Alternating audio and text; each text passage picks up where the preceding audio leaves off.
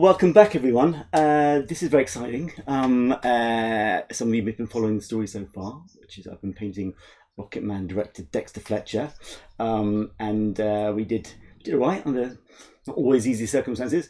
Very exciting. Today we've got Professor Brian Cox on Facetime, and actually, as you can probably open that up, hopefully we'll have him there ready to go. That's it. There he is. Hi there. Hello. How are you? I'm as good as can be expected, I think, which is the answer that I get when I speak to everyone, all my friends that have scattered across the UK and across the world, and everybody always says that, as good as can be expected in the circumstances. Yes. Well, it seems to alternate. I think your missus said, to put it nicely, that it sort of alternates between being very strange and sometimes kind of fine because... Well, I mean, that's how she put it. I thought it was quite nice. Actually, you start getting on with things, and actually, in the relative quiet and lack of being disturbed, you can get quite a lot done. But then, so as soon as you start thinking about doing normal things and realizing what's going on outside in the world, which is, where it gets a bit sort of terrifying. But hey, we're trying to make the best of it, and we've picked up a kind of quite a nice audience, and probably now I'm sure we've got some of your followers as well, tuning in to do this.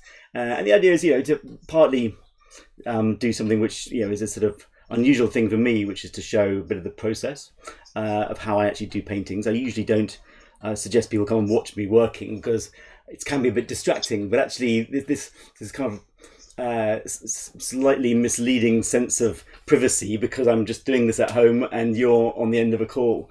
But at the same time, hopefully, it's in as much as I can do anything usefully. In terms of explaining the process, given that I didn't study art properly myself, but I think it's always interesting to see other people and the way they work. And then we've got the added bonus of a conversation, which I know I'm going to find extremely interesting, and you'll have to put up with my inane chat a bit as well. But actually, just before we start, I should explain I met Brian about 5, 6, 7 years ago, and we found that there was quite a lot to talk about, particularly because of his background in creative arts of a different kind, but particularly interested in art and science, and I've learned a huge amount from it, so hopefully we can share a bit of that with you as well.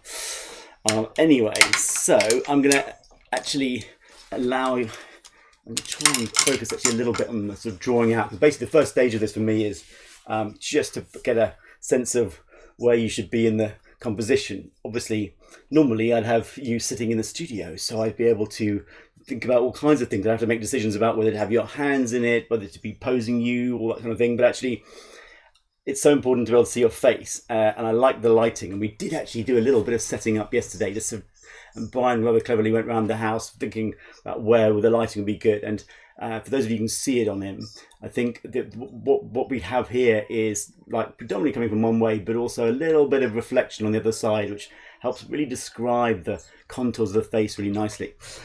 So this is great. I hope you're going to be comfortable there, sitting there for the next hour or so. I'm fine. I'm interested actually, because did you you've thought about this before? So when you start now, do you have any preconception in your mind at all about what you're going to do, or does it all come from this initial view of the image? I have a very slight preconception because I know you and I have an idea, and I can't help but looking at my friends, thinking about, if I'm going to get around to painting them at some point, how I do it.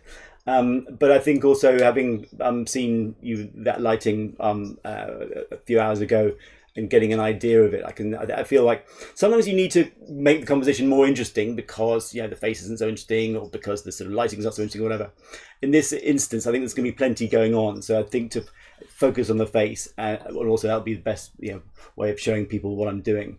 I think also interesting, obviously we talked about this a few times before now, and I thought, it feels like it will be a painting of its time, of lockdown, whenever having a difficult time, and most people are sort of stuck in their houses, or having to go out in a very stressful circumstances and do stressful jobs. So I thought, I won't do the usual thing. I won't sort of, if I was going on TV to make a TV show or something, I'd sort of, even bother to comb my hair or something. And I thought it was quite interesting to just say, well, this is this is basically, I'm sure everyone's feeling a bit ragged around the edges at best. So I thought it'd be interesting to see how this painting captures a moment, because it would be a very different painting, wouldn't it? If we'd done this a year ago in London, your studio, then we would have been in a different mood. It would have been a different thing. It would have been a significantly easier moment in human history. Yeah. I'm quite interested to see how it, or if all the paintings that you do. I know you did Dexter last week. If they have some, it's a question to you almost. Do you think they'll capture some essence of the time as well as the person? Yeah. Well, I think that's right, and it's often you often don't know it when you're doing it, because you can't help but be influenced and in the state of mind around, that's a part of what's going on, and sometimes it is a conscious thing. You reference things with a prop or a little sort of message somewhere. Other times it's accidental and you notice it afterwards. I think looking at the one of Dexter, just the pose is something which I wouldn't normally do. You're sort of looking slightly up at him. He's leaning over because I think he's leaning on the table that he's got his computer on or phone on, and that in itself is something which is different from the way I would probably have set him up to be painted, because he's obviously a bouncy and an irrepressible person, and sort of very physical. I think. And actually, not unlike you from that point of view, I think I associate you with kind of gestures and animation, and I think that the sort of nature of having to focus on a little screen to do this keeps you a bit more sort of fixed in place. Okay, and actually from that point of view, I would say, you're doing it pretty well anyway, but I think for this one it'll work well having you look sort of straight at camera kind of thing, or straight at the screen. Because it'll mean that when we do inevitably start looking around other places in the course of conversation, you can come back to the same spot. It's good. We actually, I was remembering it earlier that a couple of years ago we actually did a little kind of conversation together at Royal Academy about I think it was obviously around that exhibition I was involved with doing live painting, and several people have sort of mentioned since that they love your story about the mantis shrimp that's capable of seeing many more colours than the human eye can. Yeah, it's got. You put me on the spot. I'm trying to remember how many colour receptors it has. I think it's 12. So we have 3 essentially. Yeah. It's almost 2.5. I think it's broadly accepted that at some point in our evolutionary past, we went down to 2 and then branched out to 3 again. It depends when you need to see. And all animals have evolved to see in a way that is beneficial to them in their environment. And so I think there's some suggestion that we were rather more nocturnal at some point, and therefore developed the sensitive, more black and white vision at the expense of colour vision. Colour vision is not much use in the dark, right? Yeah. But anyway, so we're roughly 3. I think the mantis shrimp is 12, if I remember rightly. Someone will correct me on Twitter now. Why? The answer is why. So it's got this tremendous ability to discern colour, because it's got many more colour receptors than we have. And there are many. It's not fully understood why. It's thought that some of it may be to do with its communication. So they're very brightly coloured animals, and they communicate with each other. And if you think about seeing colour in water, if any of you have dived or you go underwater, the colour sort of bleeds away. Red light first, actually, just because of the way that water scatters and absorbs light. So colours become very different in water. And so it's thought that one reason is that they communicate visually, and that the colour's very important to them. And also, I suppose, just having great vision to see predators and prey and so on. But yeah, they've evolved these really tremendously... their eyes are more discerning of colour than ours are. Right. Their world, I suppose, is a more colourful world to them. The eyes are... Octopuses as well have very interesting eyes. The octopus is an animal that evolved... If you look for a common ancestor between us and the octopus, and again, biology numbers are not the ones that are always lodged in my head, but I think it's of order 400 million years ago or something. It's way back towards very much closer to the dawn of the birth of complex multicellular life than we are now. So it's hundreds of millions of years ago, if you go back to the common ancestor. And so the way that they detect light, the receptors that they use, have more in common or are more similar to the structures or the components, if you like, that we now use in our clock system. So our rhythms, our daily and nightly and nocturnal rhythms that we have. So it's all animals have an internal clock. And their visual system is more similar in some ways to our clock system, and our clock system is more similar to their visual system. And so we've somewhere in our evolutionary path, we split and use different components for different parts of our anatomy, if you like. So hang on, is it literally the set part of the brain which, what was processing time? It's kind of making sense of all the various different inputs, isn't it? It's like, time is obviously, the way we perceive time is obviously nothing to do with how time actually is passing. It's just a way of dealing with all these inputs and kind of like, syncing them up and being able to make sense of them, and also then, learn from the previous, so I'm going deep into my memory. It's a series we did a while ago now called Wonders of Life. I think we filmed it in 2012 or something like that, so it's about 8 years ago. But I think the explanation that's most widely accepted is that if you think about why would an animal want a clock, an internal clock? Yeah. And it's to do with day and night on the Earth. So it's to do with things like, do you want to come up close to the surface of the water? You would have been in the water at the time. Do photosynthesize and then go back down again? Where would you like to reproduce? Where would you want to be close to the sun or far away from the sun? Because the sun's very damaging, to UV light and so on. And so clock systems would have evolved. Obviously, the trigger for clock systems can be the passing of day and night, and the lengthening of days and shortening of days over the seasons and so on. So there is an intimate connection between our clock system and detection of light and dark. And that's where it comes from. So at some point way in the past, before there were eyes, there were clocks. And clocks were how do you set the rhythm? Well, light sensitivity is a good way, an obvious way of setting the rhythm of the clock. Yeah. So that's probably where. But you mentioned again deep into my memory where sorry, I should have kind of given you a warning about this. Well, that's quite nice to put you on the spot a bit, Brian. The thing about biology is it is much more complicated than physics. I remember when we did Wonders of Life, I loved doing the series, actually. It was kind of billed as a physicist's take on life, which is, in a sense, it was. It was inspired. The idea came from a book I'd read as an undergraduate by Schrödinger, who's most famous for Schrödinger's, the wave equation, Schrödinger's cat, quantum mechanics and all that stuff. But he went to Ireland later in life and wrote a book called What is Life when he was a professor in Dublin. And the book is... it's before the discovery of DNA, but it's got some great insights into what life needs, or what does evolution need? Well, it needs, as Schrödinger noticed, some kind of information storage mechanism in an organism, and that mechanism has to be able to pass information on from generation to generation. So he called it an aperiodic crystal. So he was looking at the physics and chemistry of what you can do. And remember, we are just chemistry at the base level.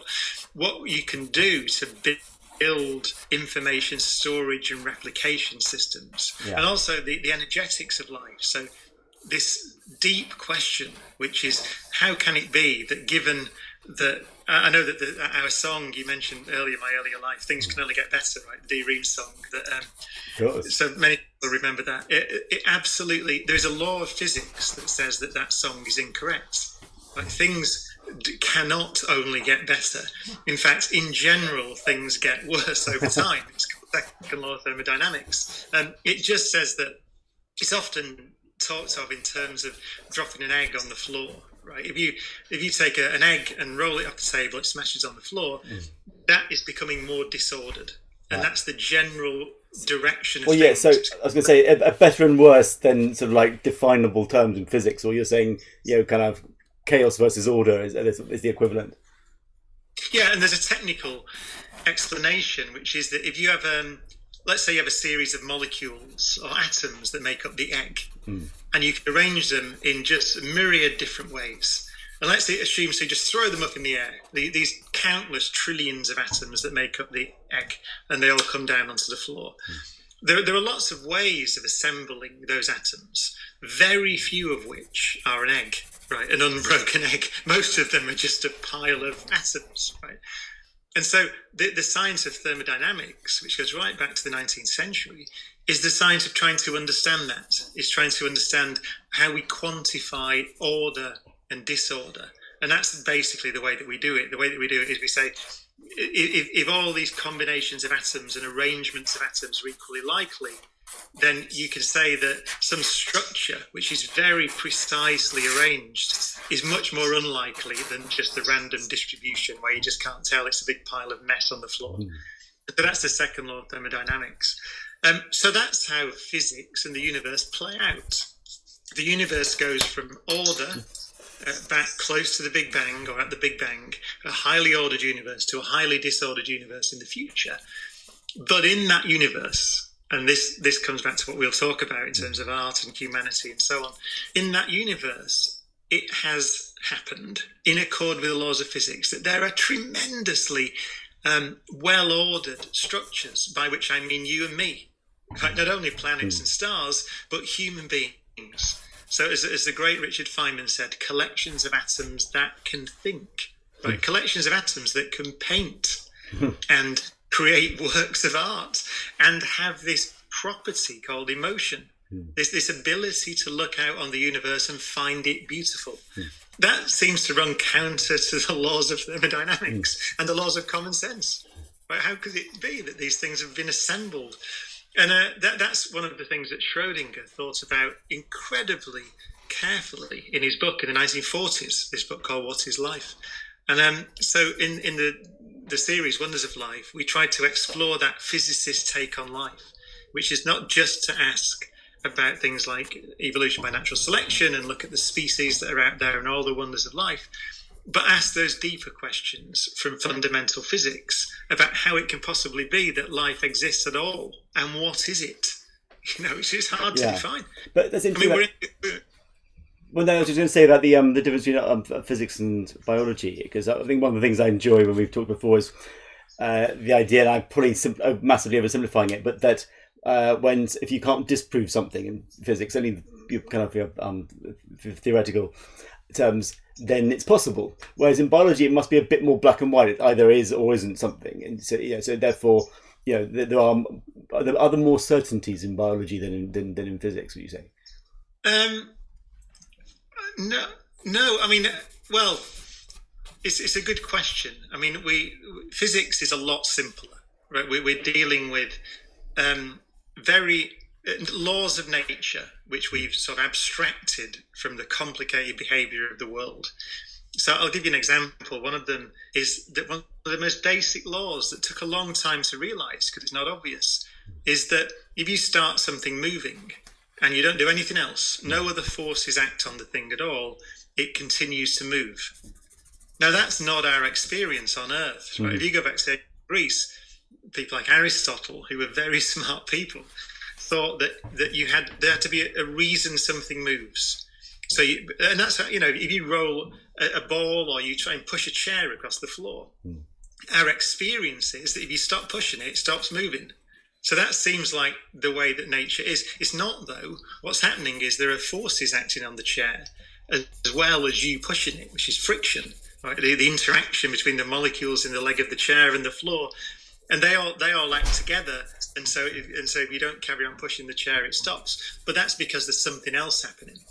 And so it took a long time to kind of discern the real truth about nature, which is that things that are moving carry on moving. Right? Newton's first law, if anyone's doing GCSE physics here, will reckon, everybody continues in its state of rest or uniform motion in a straight line unless acted upon by a force. That took a long time. So physics is about trying to boil down the way the universe works to these basic fundamental laws. And we can do little calculations, and we're quite good when a few atoms interact together or a few particles. But if you get to something, not only, well, let's say a virus, right, to be topic, even that is way beyond description using the fundamental laws of physics. You have to have what we might call a higher level description. It's too complicated. And actually, you wouldn't learn anything. Even if you could write all the laws down and write a computer program and simulate this thing, you wouldn't learn anything about the virus. And as we speak, there are people trying to learn about the genetics of the virus and how it behaves and how it attacks us, such that we can form or discover treatments and ultimately a vaccine. You won't do that by doing physics. Right? You do that by doing this higher level study, which you might call biology. It's not less fundamental.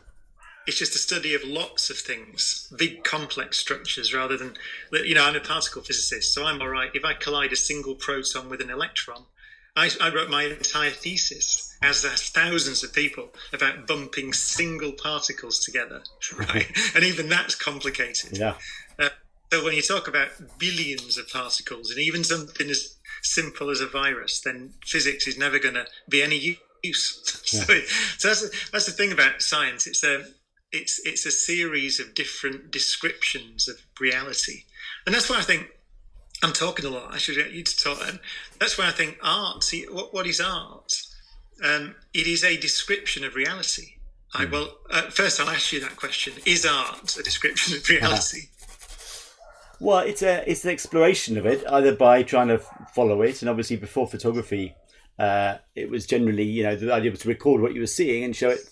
And therefore, before you had photography, before you had cinema, all those sorts of things. Painting was, entertainment, but also was your documenting the world for, to show people things they hadn't seen, maybe for historical reasons, back to time again, and then of course once you had other mechanical ways of doing it, then it changed the nature of what art could be. In a way, it freed it up. The other things, I think, there was a certain amount of schizophrenia in a sense with painting, particularly portrait painting, in as much as it didn't, well, not schizophrenia is the wrong word, but it was like it had a kind of identity crisis in a sense, because its whole job had been to record what human beings looked like, and suddenly it didn't need to do that anymore. So what was it for?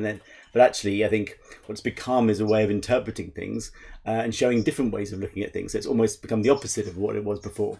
One of the things I'm wrestling with at the start of a portrait is there's the sort of right and wrong part of it, which is that which things am I doing are accurate to that person, and that is a sort of like a relatively binary thing. But then once you start getting the shape of someone about right, then you're making more subtle choices about which things to show, how you interpret it, whether to go for, whether there's like extreme accuracy is actually a better way of showing things than slight distortions and that kind of thing. But before we get, I did want to just get back to the thing about colour, because what I was curious about the shrimp was, is it seeing just more shades of colours and more subtlety of it, or is it literally seeing colours that we don't see? I suppose it's hard for us to know, but if you say that it actually has that many receptors, it suggests it must have. Well, anyway, you can probably explain it better than I'm doing. There's a whole branch of philosophy about this, about what it means, what is red, what is blue, these things. But let's go for the basic physics bits, which we know about, which is that what is colour? It's the wavelengths of light. Right, so longer wavelength, light's a wave, electromagnetic wave, and the longer wavelengths are the red end of the spectrum, and the shorter wavelengths are the blue part of the spectrum. So that's what colour is from a physicist's perspective. And what the shrimp can do, because it's got all these colour receptors, is it can discern more different shades, undoubtedly. So it's got a more fine-grained description. A higher dynamic range. Yeah, I suppose, yeah. So it can see the different shades that we would not see the difference between. You would just say that's the same shade of red, and it will be able to discern between them because it's got just a higher resolution. So whether it, it was interesting, isn't it? So what is colour? I suppose to all of us, there's an aesthetic component to it, isn't it? We can't really describe what it is other than in I suppose by analogy, we can say, well, blue reminds me of the sky and the sea, Yeah. and red, I don't know, roses or whatever. So, but it's hard to how because all your I know quite a few of your paintings, and they're not all what you might call entirely realistic descriptions of a subject. You were using colours in my face now, I suppose. Well, not at the moment. I can't see what you're doing. I should say, Yeah. You can all what he's doing. I can't. Yes, actually, we've done that differently. Partly because Dexter was getting so distracted by the painting unfolding, and Brian has very gamely agreed not to see his painting while I'm doing it. So don't go sending him any pictures of it, please. But I can tell you, as much as I've started, as I often do, with a particular color stained canvas, and I think as you're sort of getting at what I tend to do is let colours work in the context of a particular painting rather than try and absolutely imitate real life. And I think that's particularly relevant when you're doing things where they're already filtered through a sort of proxy device, the sort of the cameras, we're dealing with sort of like multiple cameras and screens and things in between actually seeing us now. So it's an interpretation of an interpretation anyway. But I've seen you in the flesh enough times, and I know what faces look like and colour. So I think you can still make something feel very real by having, even when it's a distorted colour range. And sometimes I think it's almost like you actually respond, more powerfully to things when you've controlled the colours a bit rather than necessarily show exactly what's there or exaggerate them.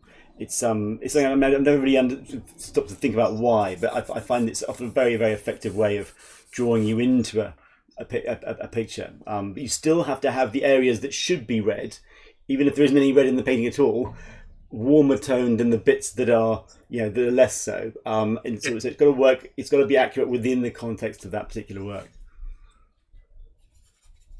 And I wonder if that's something to do with the fact that our eyes adjust. When you're in daylight, we're seeing things one way. Under sort of artificial light, evening tungsten light, we don't. It doesn't suddenly look everything doesn't suddenly look more yellow because our brain, it's not our eyes adjusting, it's our brains adjusting the way it interprets the information. And so that's in photography. That's actually about going back to the shrimp. That was, I think, one of the researchers I spoke to said that. So let's say that you communicate by colour, so not language, but underwater by colour. Then obviously the distance you are away from something changes the colour balance. Do you say communicate by colour? Yeah, so if part of your communication strategy, which I think is true of these shrimps, is colour based. So recognising different colour patterns that they have on there. They're very colourful animals. And so the colour, as you said, even in our lighting situation on the surface of the Earth, when the sun moves, the colour balance changes. We adjust for it because we sort of know what colours are supposed to look like. Underwater, that's significantly worse. Right? It's far more variable. How far away from something you are determines which colours get to you and which colours don't. And so I think one of the theories of why they have this sophisticated colour vision is because you can misinterpret. It's your language. If your language is colour and displays of colour, then it's very hard to adjust for all the lighting conditions underwater. So you need this extreme sensitivity and this extreme ability to discern between different colours. So that was one of the theories, if I remember right, about them. It just shows you, doesn't it? It shows you the diversity of evolution by natural selection. Can't believe we're talking about biology. Yeah, exactly, of all the things. It's good though. I think we got some sort of teenagers watching it. They're probably helping them out by covering several of their GCSE subjects in one go. Yeah, exactly. So okay, there's so many areas we could talk about. I don't mind you talking at this stage particularly because I'm still trying to kind of get the proportions vaguely right. I think people have started to see how I work. I don't tend to get it right first time, but you just start to gradually push things into place. And also, if you're not trying to get it too precise early on, it does allow for a bit of variance where you are, kind of someone's talking and you're inevitably getting the way their face moves into the picture. Because I think that's one of the luxuries. I mean, I think someone explained it really nicely years ago. It might have been Philip Moll or something like that. But there's a painting. A photograph's obviously a snapshot, and it's exactly accurate, or at least used to be before you could distort things so much. But it was accurate to what was happening at exactly that moment, as interpreted by that lens. And so every part of it is that same moment. A painting inevitably is there's the passage of times involved, because when you're working on one corner of it, you were doing it, and that person was on a different subject, and it was a different time of day, possibly a different day or a different week even, to when you're doing another part of it. So literally time's elapsed over it. But then you've also got the fact of you're putting together, it's a whole assimilation of different views of from normally from the moment you open the door to someone and get them into the studio. And at least in our case, I've also got the sort of memory of seeing you in many different situations, but you also, in the course of just a conversation like this, you see someone's face like still animated and interested and probably quite bored of having to talk to me, listen to me chat for a while. But then you see that, and that's something that's, I think, unique to this kind of thing. Obviously, you get it from video as well, the passage of time, obviously. But in terms of, you're making a still image, which introduces sort of like the idea of different moments, which I think is an interesting thing anyway. One of the things that's interesting about paintings, but particularly when you're painting a moving human face. And we're so sensitive, I think. It's something which I've often sort of talked about as if I know anything about it scientifically. But the fact, and I think you've mentioned it before, but we are so tuned into recognizing other human faces. If we see, anything comes into our field of view, and there's a face there, or another human. Obviously, the body language from a distance is important, because that's giving you the initial clues. But as soon as you see the face, you're suddenly reacting to that person, because we're so tuned from back, at a time when any other human was a potential threat, existential threat, but also for many subtler reasons now. I think that's quite interesting. One of the decisions I have to make at the start, and obviously I think for a lot of these ones it'll mostly be that you're looking at me because that's what we're doing. But it makes a big difference when you're doing a painting, whether the subject is looking at you or not. If someone, and I obviously, and one of the things I've found with it is, although when the subject is looking straight at you, making direct eye contact, then you are. It's a much more powerful character study very often, because it's much more arresting when you see a picture, like a photo or anything else, and someone's looking straight at you. Something kicks in, and I read somewhere that actually that your cognitive function is broken. It's sort of like reduced by something like 50% as soon as someone makes direct eye contact with you, and that must be very, very sort of primeval. Whereas if you do a painting and someone's making direct eye contact, it becomes a very different thing. And actually, it's a more comfortable thing to look at. People seem to look at those paintings for longer. I've seen that in exhibitions, because there's a sense of you're not, there isn't that confrontation there. But it's sort of taken sort of. I don't know. It's sort of. I used to think it was just a little sort of just one of many little things which made a slight difference, and actually no, it's quite fundamental. Anyway, for that reason, I mean, it does make it brings a real immediacy to a portrait. Therefore, if someone's kind of making direct gaze, and obviously self-portraits tend to be making eye contact, because they tend to have been done in a mirror or something reflective. Generally, through history, obviously different now with 3D imaging. There'll be all kinds of different ways of doing it, but it's a whole nother subject. Actually, we were talking about that, and I was thinking about the lighting as well, and we should try and do that in the course of this. Is do a little 3D scan of you, and I think you mentioned that might be an app that you've got which can do that, because I think it'd be a nice little demo to do. I can put it into some of the 3D software, sort of Cinema 4D or Unity or something, and play around with the lighting in a little bit of the same way as I would do in my studio, where I've obviously got lots of lights coming from different directions to do different things to the face. Right, I've been covering myself. I didn't choose a very good outfit today for painting, and guys, so don't try this at home. I strongly urge you. It was a sunny day, and I didn't really think about it. Questions? Yep. Questions. One, a couple of people have asked how you choose your background colour, and also your positioning of the head on the canvas, and why, in this case, you've chosen to crop the top. If you've chosen at all. Yeah, that might have been accidental. But I think we might just get him in. There's a bit that's hidden up here where the kind of easel is. I think he might just be, the top of his head might be nudging it. I'm making light of it. It's quite interesting when you allow the image to be cropped, you feel closer to it when you're looking at it, even if the head isn't as big as this one obviously is.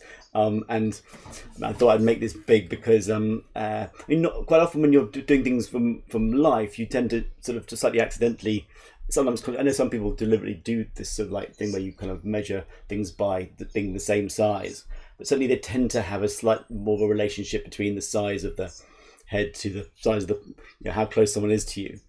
I've now obviously distorted this and made it a bit more, quite a lot bigger and more sort of. But I thought it'd be an interesting thing to actually, also for you guys to be able to see a bit more of how I'm working on the different parts in terms of the colour.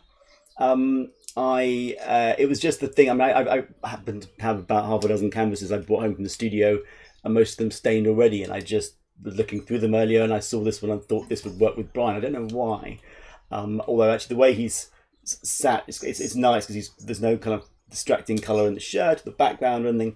So I think that you could do anything with it, and actually I could have done much more muted colours or earthy colours as well.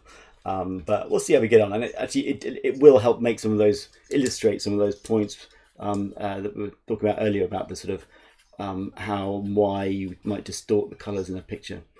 I'll try and rationalise it in some way. Because I never studied art. I don't really know. A lot of the time I haven't sort of stopped to actually articulate even to myself why I do certain things.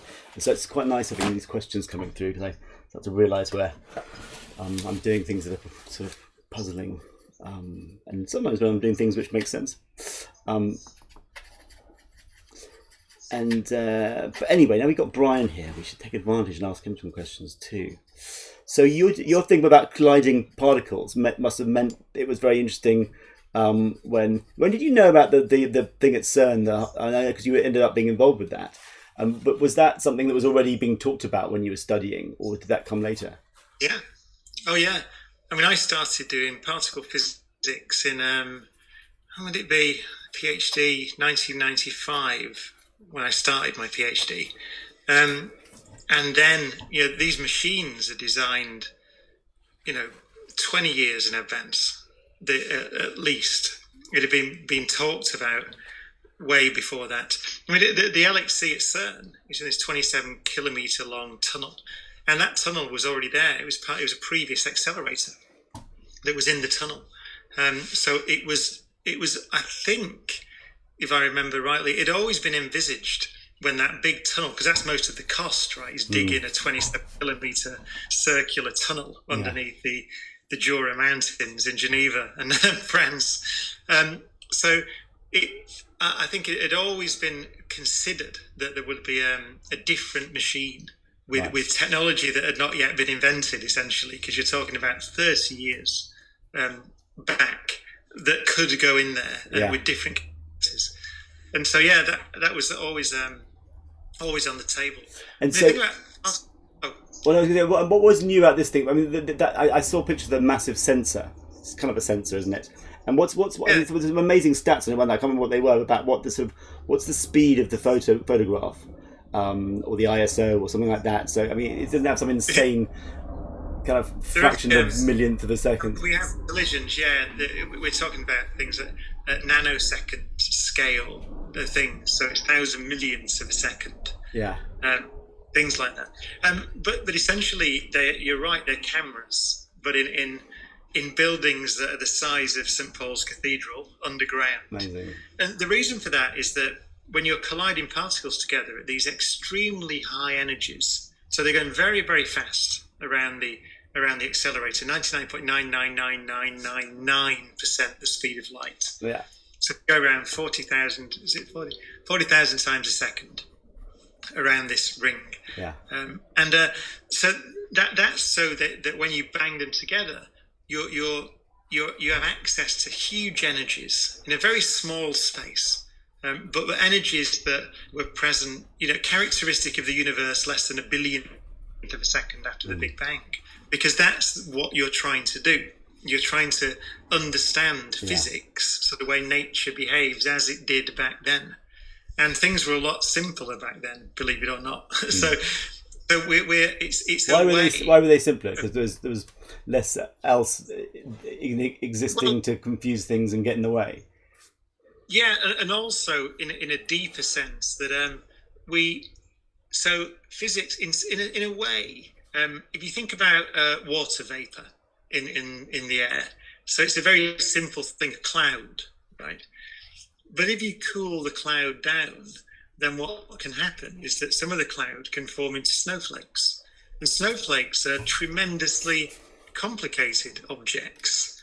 They have intricate structures. All of them are different. And so you obscure the underlying simplicity of the water molecule when you cool everything down, so all those molecules can stick together to form complicated things. And that's an analogy for the way that we see physics behave in some sense. So we see underlying simple laws of nature.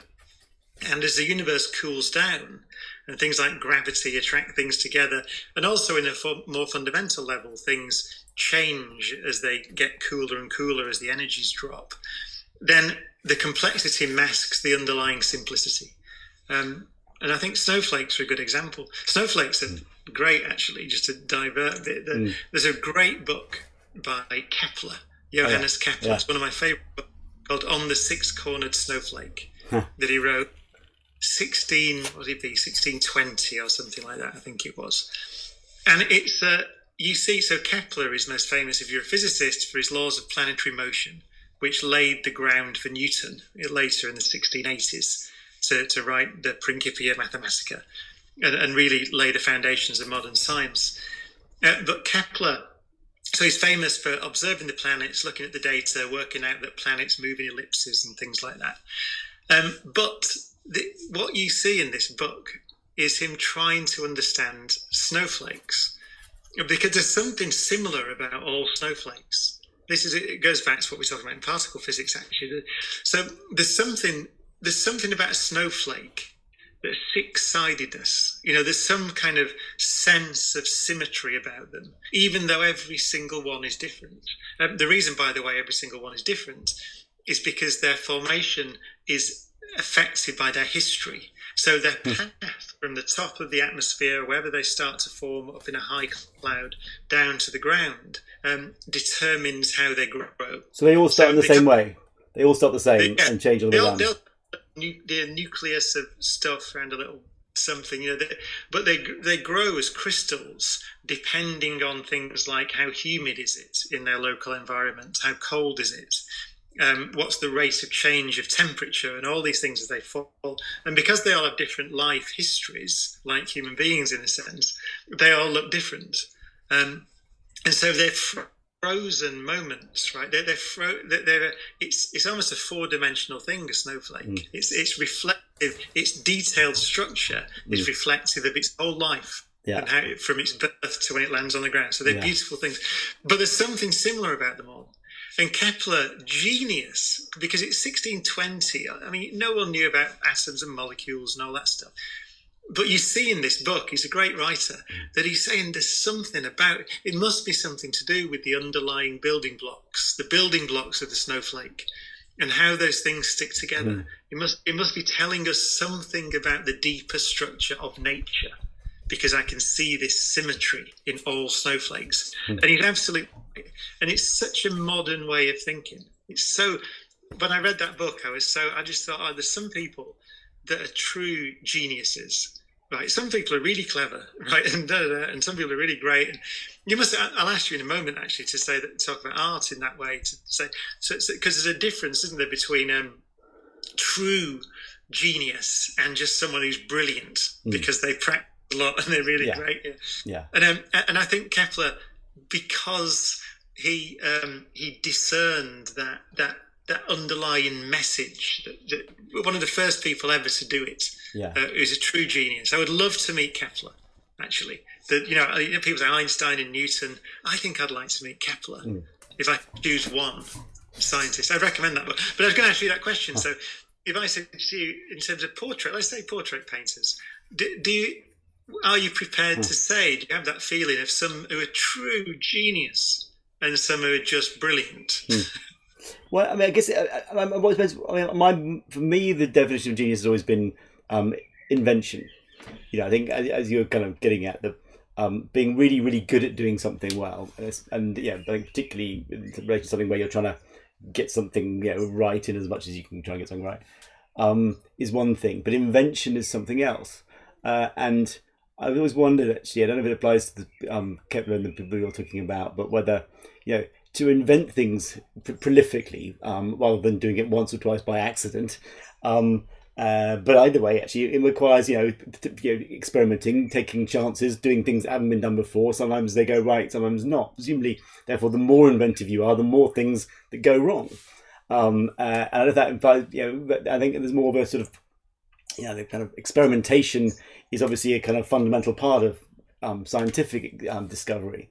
And I think that sometimes people think it can often hamper you creatively if you think you have to be getting everything right and you're worried about things going wrong. And actually, that's something which I'm starting to get over quite quickly this month when everyone's seeing all the kind of things I'm doing which are sort of right and wrong. But I think what people see is I don't follow a formula, and there is a lot of kind of chance and try and keep chucking things on. And then I think the kind of the skill, if there is one, is in knowing quickly what's right, what's working, and what isn't.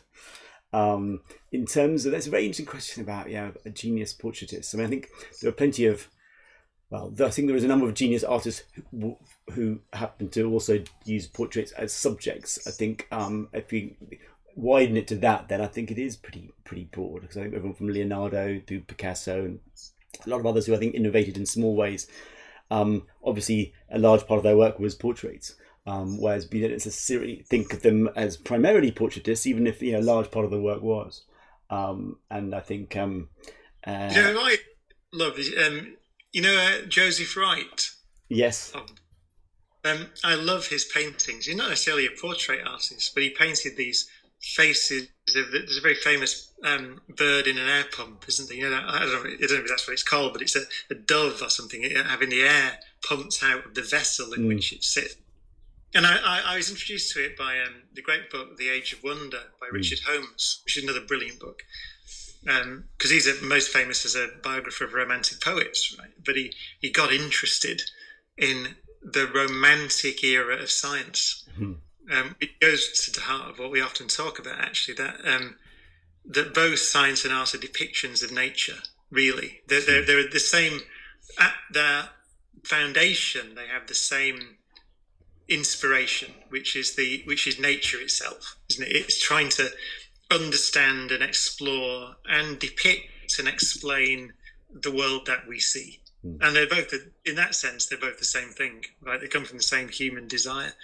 And I love his paintings, because I love the way that he paints. In that particular painting, there's some kids, a little girl who's absolutely fascinated.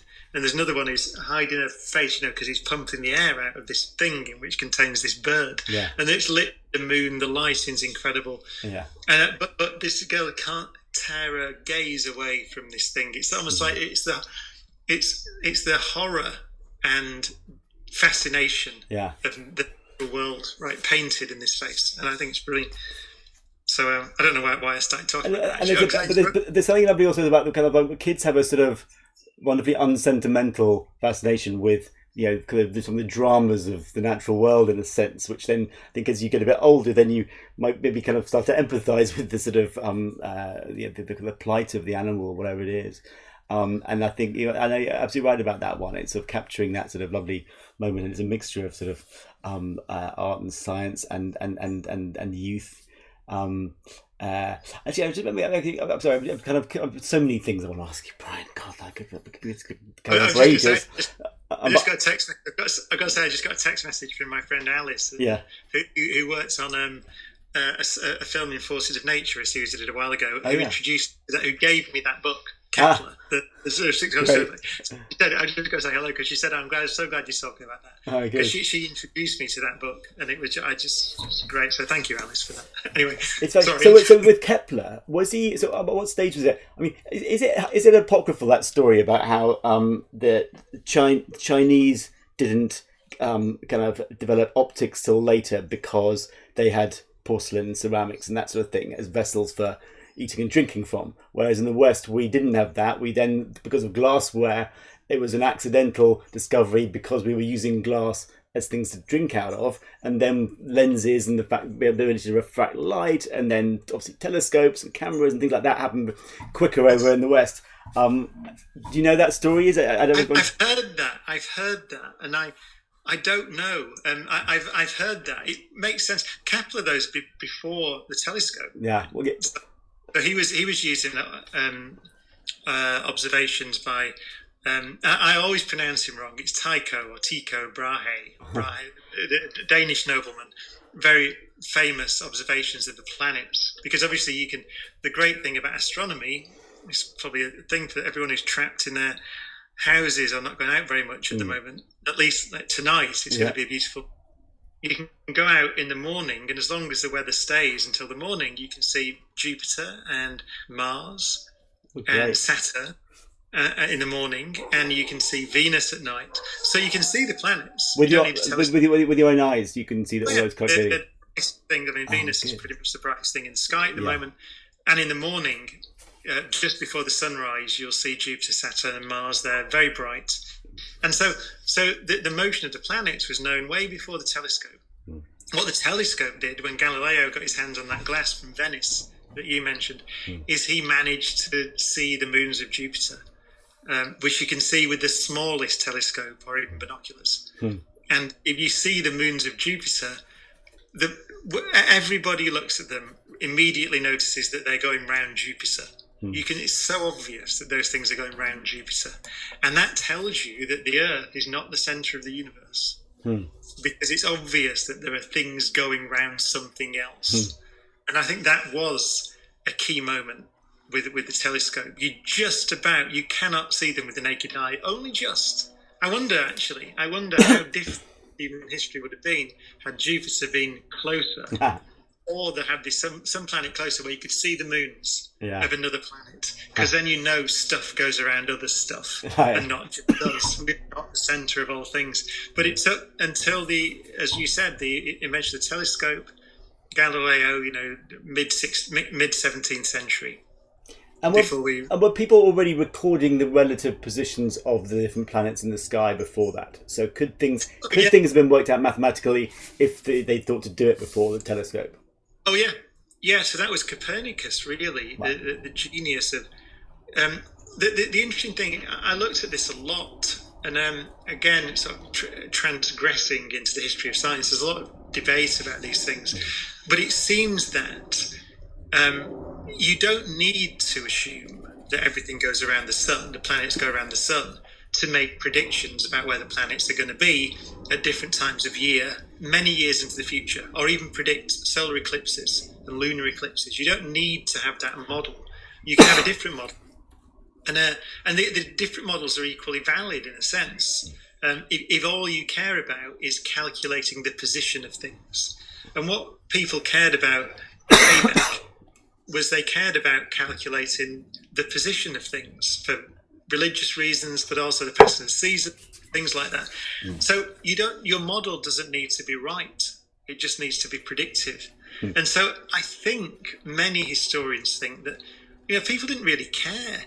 Yes, all these really complicated models with epicycles and all this stuff that the Greeks had, they to modernise, they're not as elegant as just saying everything goes as ellipses around the sun, and the sun is at one focus of the ellipse, and it's all very beautiful. But actually, if all you care about is predicting the position of the planets in the sky from one month to the next or year to the next, it doesn't matter. And so I think there's a component of that. What are we trying to do with science? Are we just trying to predict how things change, or are we trying to describe underlying reality? That's a different philosophical position.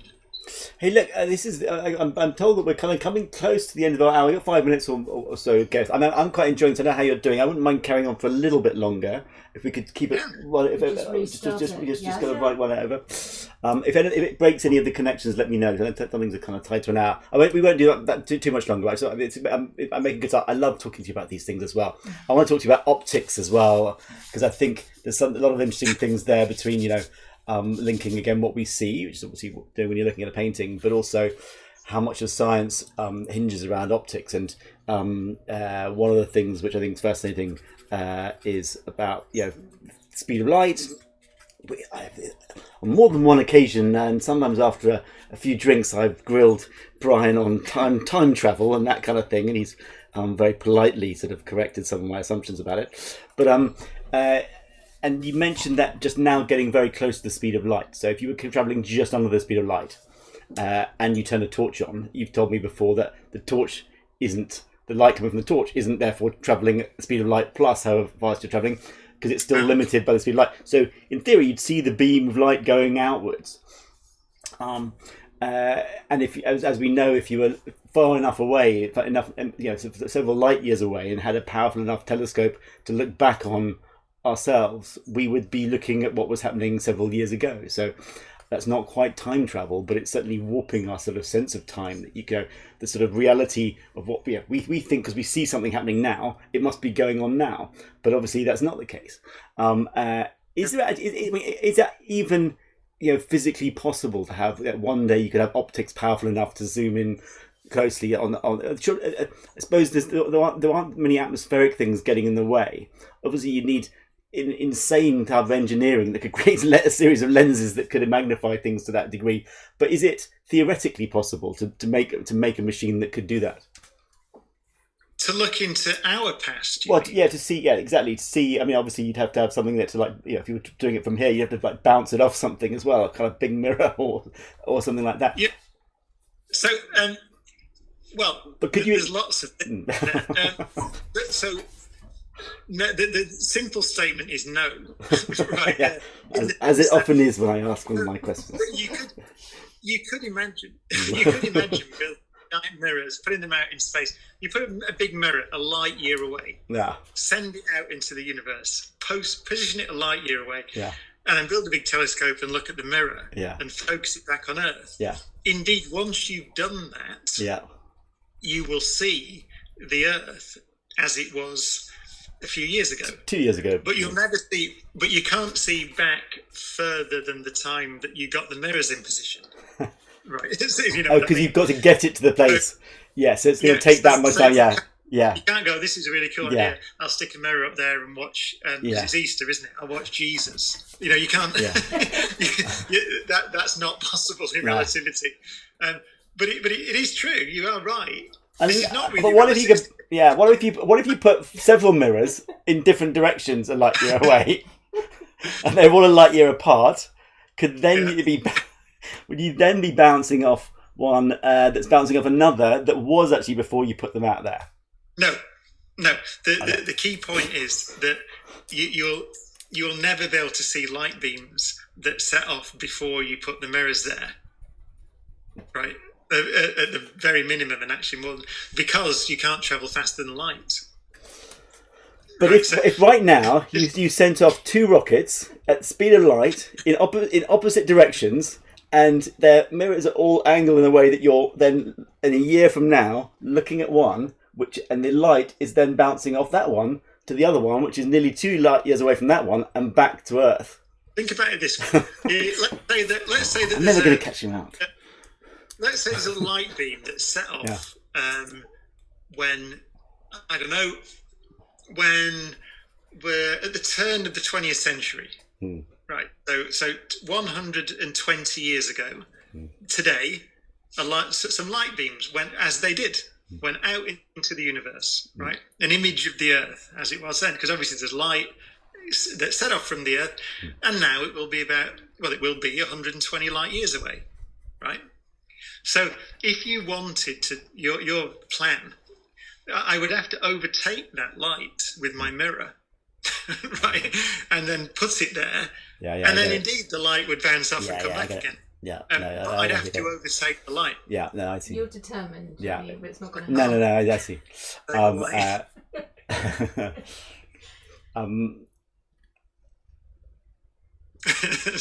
I'm sorry to have disappointed you. No. I realised I was asking it. It didn't actually work that way of getting around it. But you could still, once you bother to get the mirror up there, you just need someone to have done that, and then everyone else can make use of it in the future. Well, no, but but then it would be cheaper just to write everything down, wouldn't it? Because I'll just do this, take a photograph, paint it, record it. Why would you bother? Because there's no extra information, right? There's less information because you've sent an image. All you're saying is, I'll take an image of the world now, and I will send it out into space, reflect it off a mirror, and bring it back again. Yeah. You might as well just get the image. Yes. No. I mean, I think what's interesting is more the thing of like being able to see things far away in so much detail that you can actually make assumptions, because of what's going on elsewhere in the outside world. I think, and that's not relative.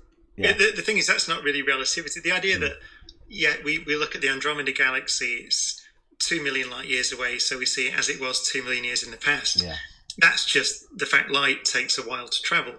But relativity is more than that. Relativity, as you said, is this idea that there's a beautiful book. Robert Garrosh wrote this book a long time ago. A great physicist about relativity. It's called General Relativity from A to B. And it's a popular book. I think it was in the 70s he wrote it. But in there he just puts it beautifully. He says that light seems to travel. It cares about the fabric of the universe itself. And it travels through that fabric or over that fabric, however you want to put it, at the same speed. It doesn't care about the speed of the thing that emits it or the speed of the thing that receives it.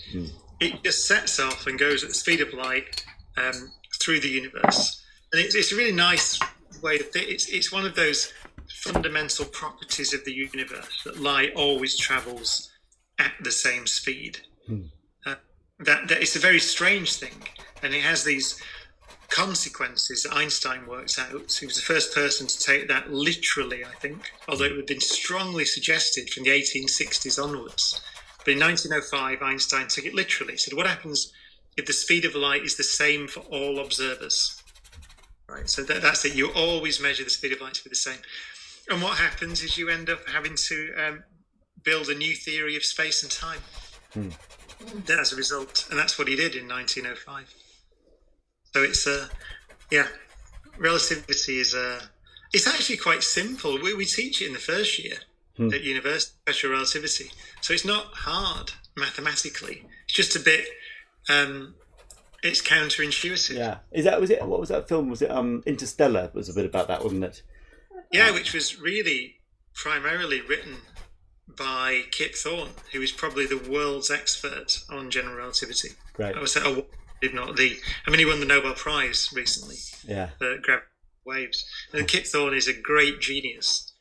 And so there's a book actually called, I think it's called The Science of Interstellar or The Physics of Interstellar, in which he explains everything and so obviously some of it's speculation. Yeah. But the stuff about time running at different rates in different places and the planet in orbit around the black hole, all that stuff he calculated. But it's still speculation based on the sort of on relativity to being a sort of a purist idea of what it literally would be. Well, it's not speculation. I mean, it's using Einstein's theory of general relativity to calculate what it would be like if you went down on a planet orbiting that close to a black hole and came back again. And those things, I mean, actually recently I saw in the news last week, there are atomic clocks that are so precise now that we can put them on the ground floor of a skyscraper, at the top of the skyscraper, and see the difference in the rate of passage of time, which is a direct prediction of Einstein's theory of general relativity and is now measurable over the height of a skyscraper. Never mind, the gravity. Plane or a whatever. Yeah. because the gravitational field is different. Actually, what you're saying in Einstein's terms is the distortion or the curvature of the fabric of the universe is different. So, yeah, relativity. Nice. Hey, Lex. I mean, this is such fun. I think we're going to try and do this, at least every other day over the next week or so. If you guys all want to join in and watch some more of this, we are Brian. This is fabulous. Thank you. I think I have actually. I was going to. I don't think it's giving away any huge secrets to say that we occasionally drink wine together. And I know you're a big champagne fan, so I was going to make sure the next sitting I have something suitable to sort of to drink while we do it. But it's really fun doing this. Thank you, thank you all for watching. Okay. Well, let's check back in. Should we tweet when we're back again? Then? Yeah, I think so. I mean, I realise, of course, it's a bank holiday weekend, so it might be possible to do something on Monday. But let's just, we'll check in. We can check in the meantime and make a plan that suits both of us. But I know that suddenly, my diary's a bit less busy than it sometimes is. So hopefully we can make something work in the next few days. Thank you. Cool. All right. Talk soon. Bye. I'm going to shut this all down now. Thanks to all guys for watching. And as you can press the buttons over there. Thanks, everyone.